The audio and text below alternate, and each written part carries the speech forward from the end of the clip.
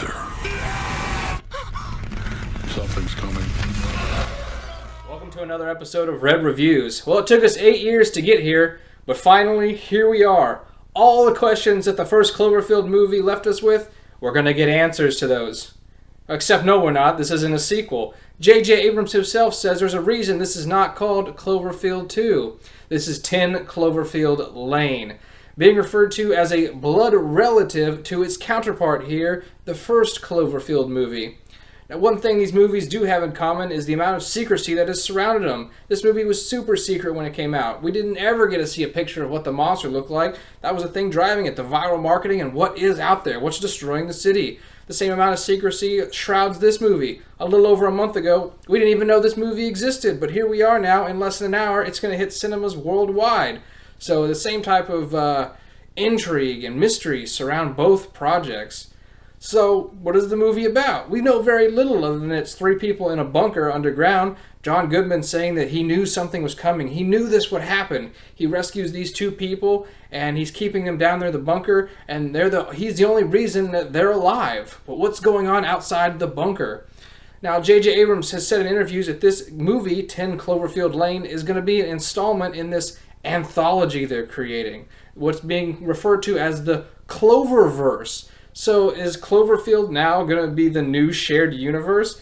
I thought those were only reserved for superhero movies, but if Cloverfield wants to make an attempt at a shared universe, go for it. Maybe Cloverfield is becoming a term now, sort of like a MacGuffin. Maybe it's going to refer to strange occurrences and events that happen inside this universe. It's becoming an episodic thing, kind of like the Twilight Zone feel. Each installment, although it will stand on its own, be an overarching story of this weird universe, full of its own twists and turns and odd characters.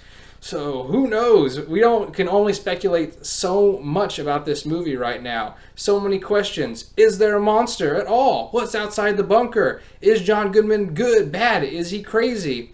I think it's about time we go and gather some answers about this movie. And we're going to do that right now. Spoiler talk when we return. So warning, if you haven't seen this movie and you plan on it, but you want to go in completely blind, save this movie. We'll come back to this point later here at the halfway point, and we'll talk spoilers when we return on 10 Cloverfield Lane.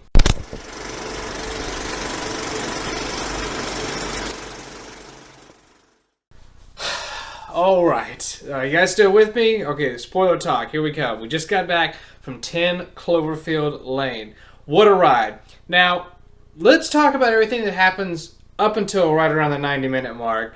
This movie is awesome. You're on a roller coaster ride.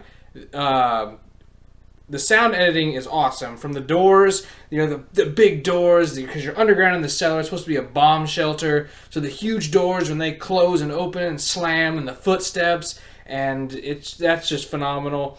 I love how the movie's shot, because no matter, you're underground, you're in the cellar, it's very compact, so you don't have a lot of room to work with.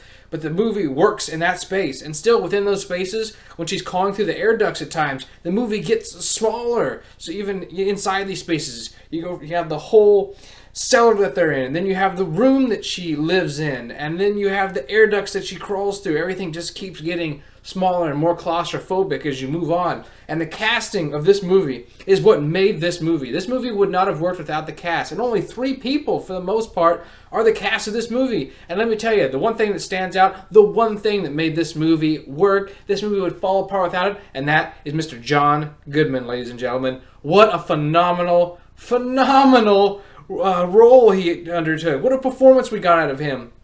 Because he's not, you always know there's something not quite right about him. But he's taken in these 2 people, and they should show gratitude towards him. He saved their life. He can be caring and compassionate towards them, but he can be strict, he can be mean, he can be ruthless. You see in the trailer, there's blue barrel he's surrounding. They're all standing around, and it is a vat of these chemicals they have. They can dissolve anything. And he knows that they're up to something. They're planning their escape is what they're doing, and he knows it. And he's threatening them with this barrel of acid to tell them what's going on. So the guy decides to take the fall for the girl, that she's building this suit out of the shower curtain. She's going to escape. And he says, it's me. It's me. I'm the one who's up to something. I took the scissors and I took, the razor because I was going to steal your gun away from you. I want her to respect me the way she respects you. And he says, I accept your apology. And just complete sincereness. But he's standing around this big vat of chemicals. He's going to dissolve him. And he takes him and he shoots him. And it is a crazy scene. Tension is high throughout this entire movie. John Goodman, he is a character who is unhinged. You don't really know. You want more of his background. It alludes to him having people down in this cellar before about his daughter, and he shows a picture of his daughter to Mary Elizabeth Winstead's character, but it turns out later that the other guy knew the daughter, and that wasn't her in the picture. Who is this other girl? He's had other girls down here before. So in this backdrop of people have to be saved at the end of the world, what if you're saved by this guy? So yes, there is a monster in this movie, and the monster is John Goodman. He is the monster. At the point where she's like trying to escape and she's crawling through the air ducts and he's stabbing it with his knife, and you can right into camera frame. It makes you just wince, because you know that if that was you, how awful that would be. And he just plays it amazingly well. Very tense scenes at the dinner table. You can see when things start just messing with him, and he starts just, things need to go this way. You need to obey my rules. But you can't go outside, because if you go outside, according to him, you'll die. And you can see where these characters are coming from. How does he prove it? You can't prove it, but you want to go out there and check. You got to let me call my family. Well, everybody's dead. You got to just do you take his word for it? How do you believe something like that? There's a point where she tries to escape, and she goes up to the airlock, and there's a girl out there. There's a girl, but she's all covered in blisters and whatnot. She wants in, and she's banging against the door, and she starts hitting her head against the door. And that's when you're like, oh, it's real. At that point in the movie, I'm just like, well, he's right. We can't go outside then. So I was like, maybe there's not a monster outside. He's telling the truth. Maybe John Goodman's he's the good guy in this. He's far from the good guy by the end. Let me tell you, he is the bad guy. He is the monster of this movie. And then we get to the 90-minute mark. Huge spoilers here if you're still listening for some reason. So is there monsters out there? What's beyond the bunker? It's aliens. It's aliens, and it feels so, and I hate to use this term, Shyamalan-type ending, where she goes outside, and it's because when you meet the aliens, they're not that impressive, and she dispatches an alien ship in the last 5 minutes of the movie. We finally get outside into the fresh air, into outside the bunker for really the first time in the movie. The little first minute of this movie takes place outside the bunker. For the first time in the movie, we're outside the bunker. And here we go.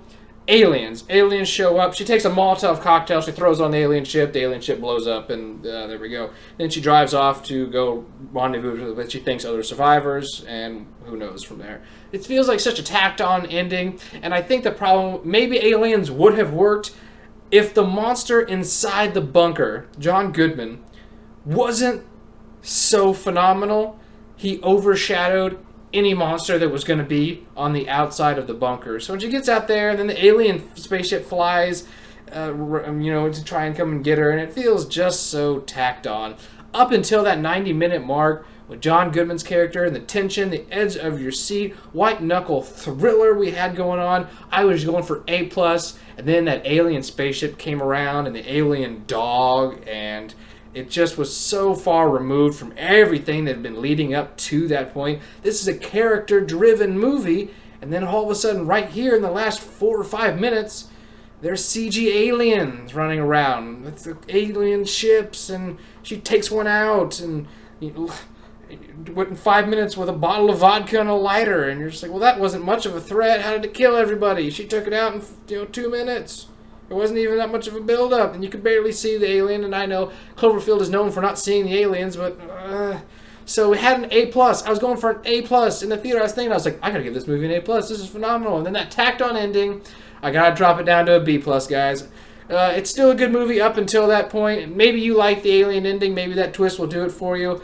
Not much else. There is really no connection to the other Cloverfield movie, as we thought. Twilight Zone now seems to be just an episodic installments using the term Cloverfield. I did notice the Slusho Easter egg that J.J. Abrams puts in all his work. It's on the t-shirt, and then Cloverfield, he uses it in Alias sometimes. It was a viral website for a while, so that's in there, but that's pretty much the only reference I saw. So go check it out for yourselves. I hope you guys enjoyed Cloverfield. Hope you enjoyed my review. Like and subscribe. And until next time, which I believe is going to be Batman vs. Superman, hopefully that'll get us up in the A ranges. I'll see you next time right here on Red Reviews.